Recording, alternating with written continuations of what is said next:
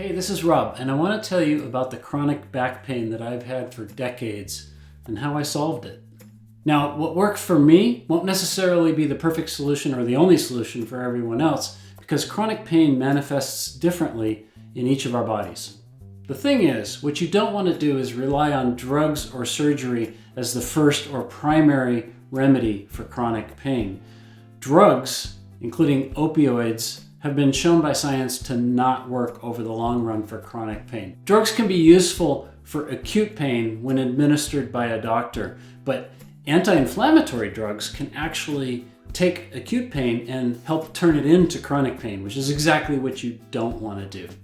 Surgeries should be considered a last resort on the advice of a doctor after you've tried everything else possible, including what I'm going to tell you about now. So my chronic pain started in my mid to late 20s, and it was low level in my back, my lower back on one side, and it would flare up sometimes and go away at other times. It was never terrible, but it got worse over the years. Through that time, I was running and exercising, and the chronic pain never prevented me from doing the things I wanted to do. I always wondered if running contributed to the pain, and I never really knew. Into my 40s, the chronic back pain got worse, and I started having pain in my right hip. Again, low level in both cases, but sort of always there. And it got to the point where I couldn't run anymore comfortably without actually increasing the pain. Unfortunately, I didn't treat my chronic pain the way I should have. I never saw a doctor about it. I popped a lot of ibuprofen, which is not a good long-term solution. And over the years, it just got worse. As I got into my 50s, the chronic pain became a real problem. I was no longer able to run at all without it hurting. I couldn't even take a few steps across the parking lot swiftly without feeling it in my back. It got so bad that in my hip, I could only sleep on my left side. If I spent any time on my right side, the pain would flare up and wake me up at night. Finally, about a year ago, after my wife had been suggesting yoga for years, I tried yoga. And literally within a few days, I started to feel my whole body sort of transform. I got stronger, I felt more capable, I was much more flexible.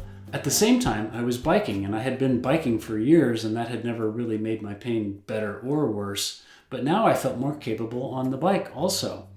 Eventually, a few months ago, I thought, I wonder if I can run again. And I gave it a shot, and the first half mile didn't hurt. A couple days later, I went for a mile, and that didn't hurt. I was shocked. Yoga had fixed my body to the degree that I could start running again, which was a great joy in my life. The chronic pain didn't go completely away. I still feel something down there in both my hip and my back, but it's almost non-existent now. There's some serious science behind this. So any exercise, any physical activity, from a brisk walk to weightlifting or anything in between, even dancing or gardening or yoga, improves the function of your body. It strengthens your muscles. If you can strengthen the core muscles alone, your whole body is going to feel better. When you have chronic pain, exercise might seem like the last thing you should do. Physical activity might not be high on your list. Even taking a short walk might seem like something you just don't want to tackle. But that's exactly the first thing you should do to battle chronic pain. And doctors and scientists will tell you the same thing. One of the great things about yoga, compared with a lot of other forms of exercise, is not only does it strengthen many of the muscles, if not all of the muscles in your body, from around your joints and your wrist and your chest and your shoulders and your entire core and down into your legs, but yoga itself is flexible. You can go at it as easily or as hard as you want. You can make yoga something that just sort of stretches you out and relaxes you on a rough day. Or if you're feeling particularly energetic, yoga can be a hell of a workout. Unfortunately, a lot of people view yoga, as I used to, as some sort of fringy woo-woo thing that's not for guys. And that's just not true. In fact, some 36 million Americans are doing yoga now, and the prevalence among men has doubled. The prevalence among people over 50 has tripled in recent years. The other thing about yoga is it's not just something where you stretch out and put your butt in the air or go like this and meditate. Yoga can be about meditation, but it's also about getting a really good workout, and it can be extremely vigorous. Along the lines of doing push-ups or crunches or lifting weights, yoga can be as difficult as you want it to be.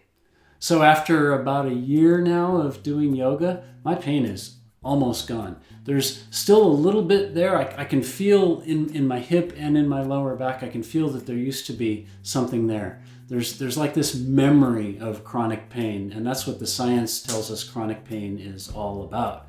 Is you had maybe an injury, maybe not. Something was causing some misalignment or some acute pain in your body, and over time your brain gets used to it.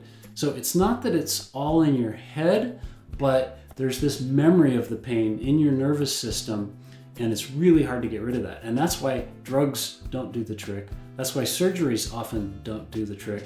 And that's why exercise, remaking your body, and yoga can be really good for this. It can help your body and your nervous system forget the pain. If you want to get started with yoga, what I suggest is find a qualified instructor, either at a local gym or online. Doesn't really matter, depends on if you like to do this in a group or if you'd rather do it at home alone. But you want an instructor who understands not just yoga, but can help you go at the pace that's appropriate for you. With yoga, as with any exercise, real pain is no gain. You do not want to do moves that hurt, and you won't be able to do some of the moves that you see in a book or that you see a professional yoga instructor do. You want to do what you're capable of, and a good instructor will guide you to do only what your body is ready for. I wouldn't view yoga as the only solution for chronic pain. Don't get me wrong. In conjunction with better diet, with other forms of exercise, and sleeping well, yoga can be a tremendous help for chronic pain. And here's the thing, if yoga helps your chronic pain, you will sleep better, which is good for your body and your brain, which will give you more energy the next day to do your yoga. Yoga may or may not be the perfect solution for you, but it can be a tremendous complement to any program to alleviate chronic pain. You should start, however, by visiting a doctor or a healthcare professional to diagnose whatever issue of chronic pain that you might have. If you want to learn more about my experiences and the science of yoga, there's a link in the description below to a full article on the topic. I write weekly on medium.com about health. I'm Rob, and that's what the science says.